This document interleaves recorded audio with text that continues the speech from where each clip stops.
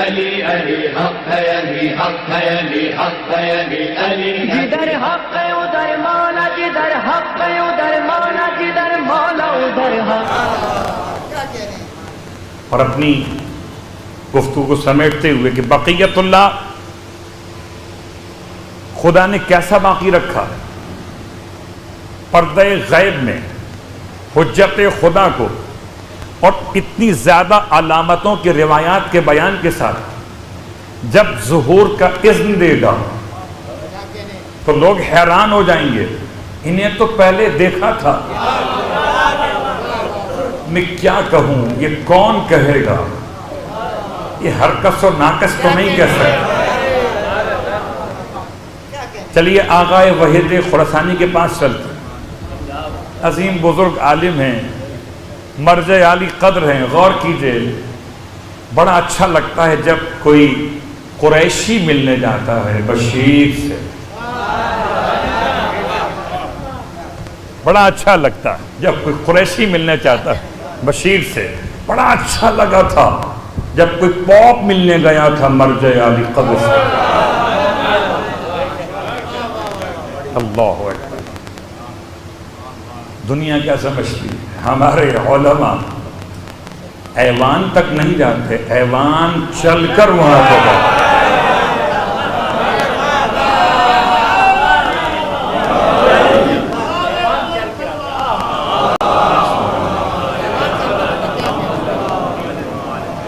یہ شان ہے، خدا کا احسان ہے، اس نے ہمیں ایسے علماء دیے۔ کس طرح بیٹھا ہوا ہے وہ، سب کو سناتا ہے، وزیر خارجہ ہے، اسے داخلہ ملا تو پھر بشیر کی بشارت کو سن رہا تھا۔ اللہ اکبر۔ تو یاد رکھیے کہ وحید خراسانی کا بہترین جملہ جب ان سے پوچھا گیا کہ امام زمان کی زیارت کیسے ممکن ہے، جس سے آپ بیان کر رہے تھے کہ جو ہجر کی کیفیت ہے وہ آنکھوں کے نیچے حلقے امام کو بتائیں گے، میں سوچتا تھا وہ آنکھ کا حلقہ بتائے گا، یہ حلقہ عزاداری بتائے گا، وہ سنانے کے لیے ہے یہ 7 دن۔ صلوات پڑھے محمد و آل محمد۔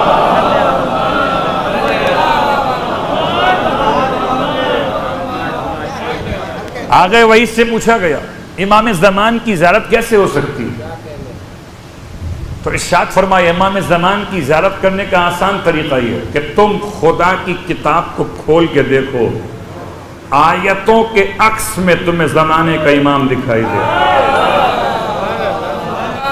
خدا معلوم یہ کیوں رکھا گیا شب قدر میں اعمال قرآن، کہ رات بھی اس کی ہے، کتاب بھی اس کے جد پہ آئی ہے، اور اسی کتاب میں اس کا چہرہ دکھائی دے۔ تو کون کہے گا امام کو دیکھ کر کے مولا کہیں دیکھے دیکھے لگتے، کہیں اور نہیں دیکھا ہوگا، فرش عذاب پر ہی دیکھا ہوگا۔ اللہ اکبر، کہیں اور نہیں دیکھا ہوگا، حلقہ ماتم میں دیکھا۔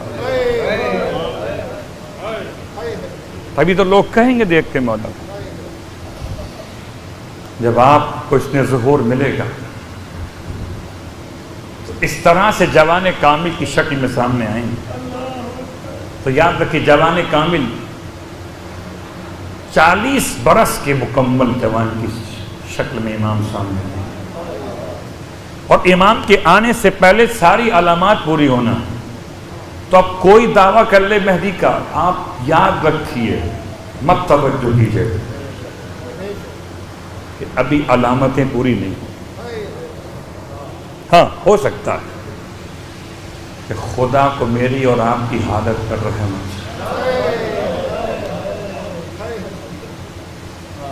ہو سکتا ہے کہ جیسے بغیر وقت کے ماں کھانا دے دیتی ہے، کہ بچہ ابھی مانگ تو نہیں رہا لیکن لگ رہا بھوک لگ رہی ہے،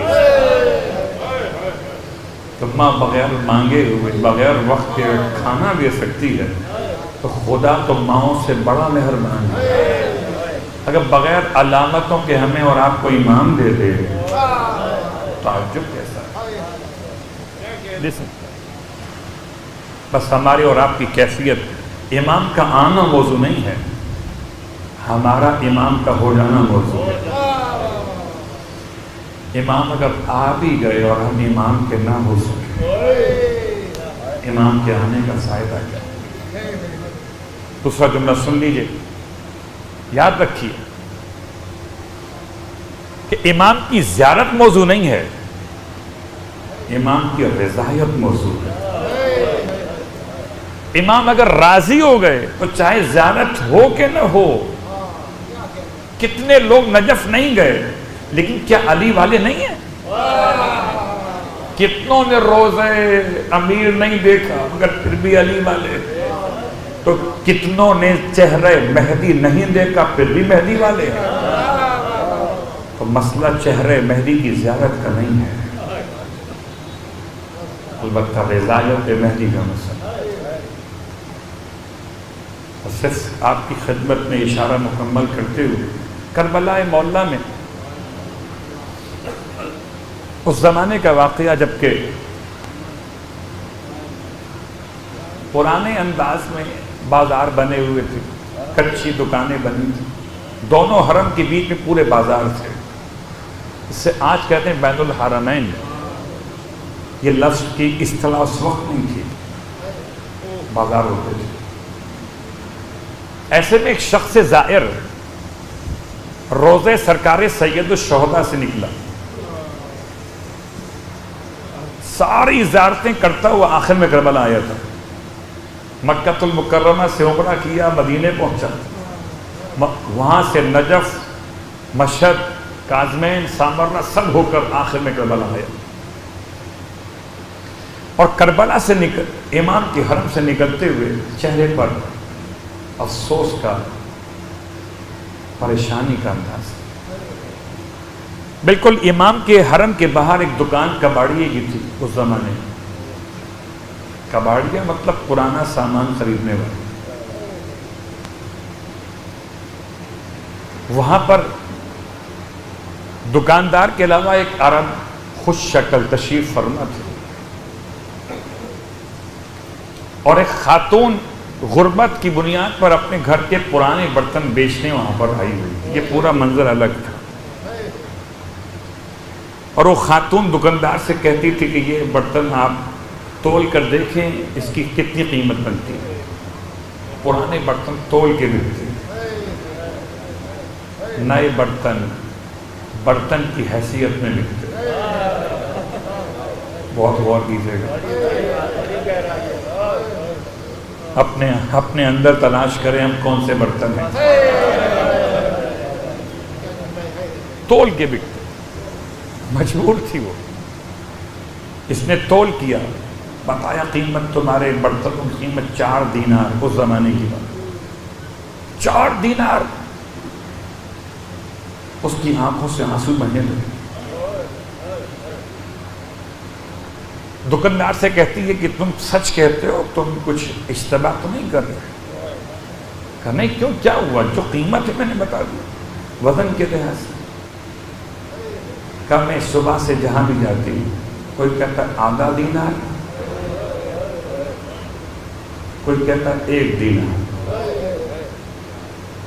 کوئی کہتا ہے 1.5 دینار. اس سے اوپر کسی نے. میں کتنی مجبوری کے عالم ہے، اپنے گھر کے برتن بیچنے آئے. تو بڑے سخی لگتے تھے. وہ زائر نکل رہا ہے، یہاں آ کر رک گیا. خوش شکل عرب جو دکان پر الگ سے بیٹھے ہوئے تھے، زائر سے کہنے لگے کہ تم پریشان کیوں ہو؟ تم روزے حسین سے باہر آ کر پریشان ہو. میں ممبر سے کہتا ہوں کہ جتنا اطمینان روزے حسین پر ہے اتنا اطمینان کائنات میں کہیں نہیں ہے. تو یہ ظاہر کہتا ہے کہ بات یہ ہے برادر عرب کہ میں نے روایت سنی تھی کہ جو کوئی 13 معصومین کی زیارت کر لے روزہ ہے معصوم، تو اس سے امام زمان 14ویں معصوم کی زیارت نصیب ہو جاتی۔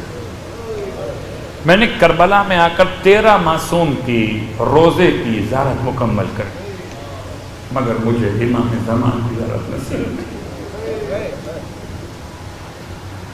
وہ خوش شکل عرب یہ کہتے ہوئے دکان سے آگے بڑھ گئے کہ اگر تمہارے اعمال اس کباڑیے جیسے بھی ہو جائیں تو تمہارا امام خود تم سے ملنے چلا۔ کیا مطلب تھا؟ آپ پہنچے ہوئے، بس ایک جملہ کہتا ہوں، کسی کی مجبوری سے ناجائز فائدہ اٹھانا شریعت نہیں۔ کوئی بیچارہ حالت غربت اپنا گھر کا سامان بیچ رہا ہے، آپ فرعون بن کر اس کے سامان کی قیمت کو کم سے کم۔ امام فرماتے ہیں اگر تمہارے اعمال اس کباڑیے جیسے بھی ہو جائے، بس گفتگو تمام ہوئی۔ کون پہچانے گا امام کو؟ امام سب کو پہچانتے ہیں، اور چونکہ یہ آخری نشست ذکر امام زمانہ ہے، دل چاہتا ہے زیارت الہیہ سے امام کا وہ جملہ پیش کرو۔ آپ تو صرف روتے ہیں اور ہم اور آپ مل کے روتے ہیں، لیکن میرا مولا ایسے روتا ہے کہ آنکھوں سے آنسو نہیں بہتے۔ جب آنسو نہیں بہتے تو رونا کیسے ہوتا ہے؟ اور دو باتیں ہو سکتی ہیں، تو آنسو ختم ہو گئے یا آنسو خون میں تبدیل ہو گئے۔ امام کے اپنے جملے ہیں، اتنا روؤں گا کہ میری آنکھوں سے آنسوؤں کے بدلے خون بہے۔